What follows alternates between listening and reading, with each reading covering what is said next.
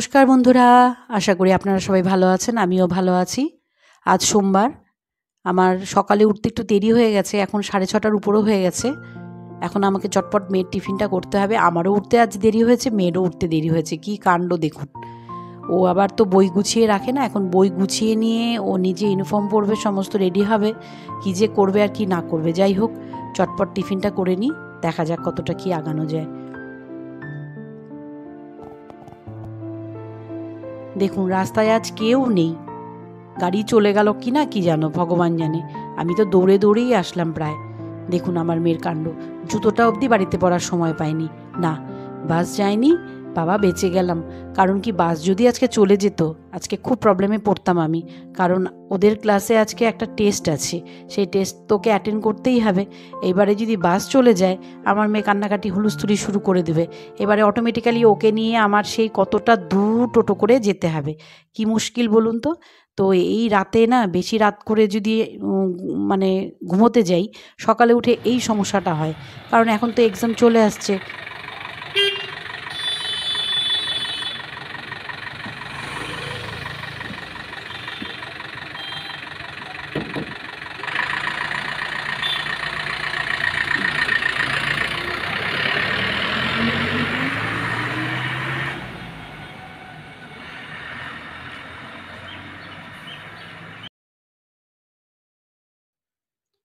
রান্নাঘরে ঢুকে পড়েছি। আজ এখন রান্নার কাজটা তাড়াতাড়ি করে শেষ করে তারপরে অন্য কাজে ধরতে হবে। তো আজকে তেমন কিছু রান্না করব না, ওল কচু করব আর মাংস করব। তো ওলের মধ্যে মশলাগুলো দিয়ে দিচ্ছি, একটু ভিজিয়ে রেখে মশলাটা দিলে রান্নাটা ভালো হয় বেশি। তো আজ একটু বাইরে যাওয়ার কথা আছে, তাই তাড়াতাড়ি মানে চেষ্টা করছি একটু তাড়াতাড়ি রান্নাটা শেষ করার, কিন্তু আমার তো উপায় নেই। কারণ আমি রান্না বসিয়ে দিয়ে আরও অনেক রকম কাজ আমাকে করতে হয়। যেমন আমার ধরুন লাইনের ছেলেটা আসে, ওর সাথে আমার কথা বলতে হয়। তারপরে কালেকশনের মেয়েটা আসে, ওর সাথে ওকে কার্ড বুঝিয়ে দিতে হয়। তারপরে ওর সাথে কথা বলতে হয়। তারপরে তো আছে 100টা ফোন, সেই ফোন তো অ্যাটেন্ড করতেই হয়। এই করতে করতে না আমার রান্নাটা হয়ে যায় দেরি। এবারে আমি যদি কোনো সময় ভাবি যে আমি চটপট রান্না করে চটপট বেরোবো, তার কিন্তু কোনো উপায় নেই। এই দেখুন রান্না করতে করতে রান্না করতে করতেই আমার অনেকটা সময় চলে যায়।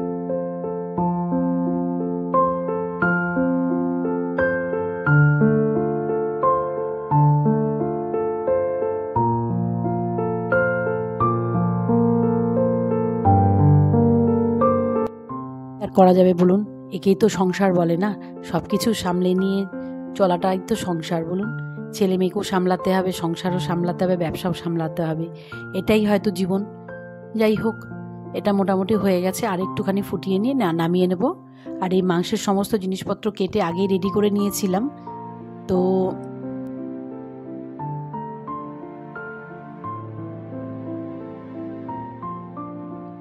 তো মাংসটা একটু মেখে নিলাম। মেখে নিলে মাংসটা মেখে রাখলে কিছুক্ষণ মাংসটা একটু নরম হয়, খেতেও ভালো লাগে। আর তাতে একটু টক দই দিয়ে দিলাম, টক দই দিলে মাংসটা আরও বেশি নরম হয়। যাই হোক,